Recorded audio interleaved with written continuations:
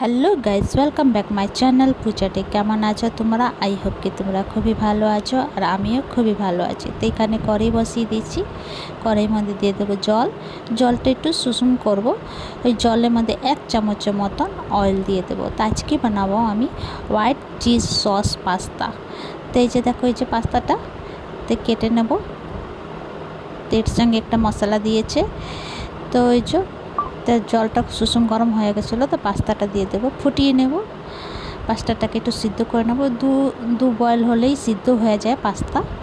তো এই যে সিদ্ধ হয়ে গেছে, এবার তুলে নেব। তো এখানে বাবুটা এসেছে, মা বলছে, মা তুমি কি বানাচ্ছো? তো আমি এটাই বললাম, হোয়াইট চিজ সস পাস্তা। তো কি খুশি হয়েছে, তো বানাও তাড়াতাড়ি, আমার খিদে লেগেছে। তো এখানে দেখো, সমস্ত পাস্তাটাকে নামিয়ে নিলাম। তারপরে কড়াইটা গরম হয়ে গেছিলো, দিয়ে দেবো বাটারটাকে একটু পিঘলিয়ে নেব। তারপরে দিয়ে দেবো 1 চামচ গার্লিক রসুনটাকে 5-6 সেকেন্ডের মতন নাড়াচাড়া করব। তারপরে দিয়ে দেবো 1 চামচের মতন গ্রিন চিলি, কাঁচা লঙ্কা, আর 1 বাটি মানে বড় সাইজের একটা পেঁয়াজ কুচি কেটে দিয়ে দিয়েছিলাম। তারপর একটু নাড়াচাড়া করতে থাকবো কন্টিনিউ। তারপর দিয়ে দেবো ক্যাপসিকাম,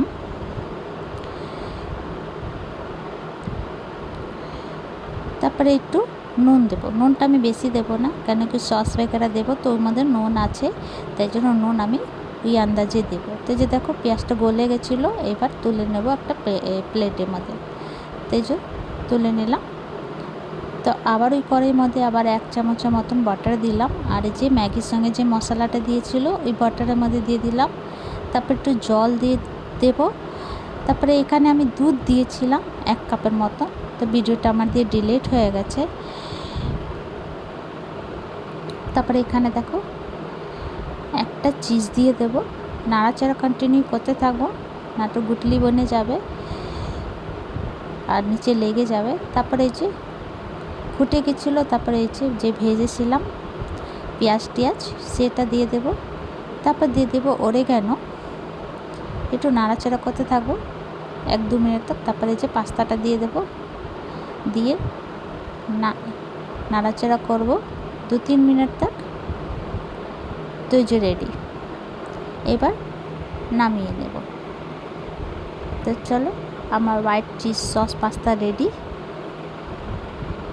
এই তো যে দেখো, রেডি হয়ে গেছে। তো এবার বাবুটাকে দেব। তো তোমাদেরকে আমার ভিডিওটা কেমন লাগলো? ভালো লাগলে প্লিজ লাইক, শেয়ার, কমেন্ট করো, সাবস্ক্রাইব করে দিও।